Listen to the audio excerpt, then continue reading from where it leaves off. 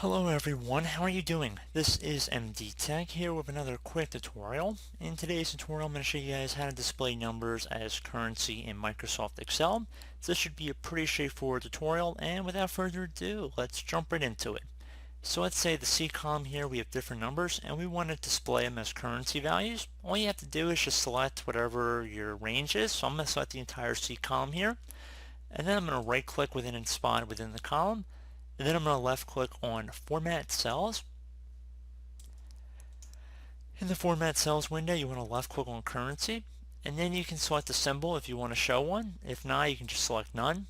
And then you can select how many decimal places you want to round to. And how you want to display negative numbers will be shown here. So if you want to make it negative, you just show a little minus sign or in parentheses. So pretty straightforward with that.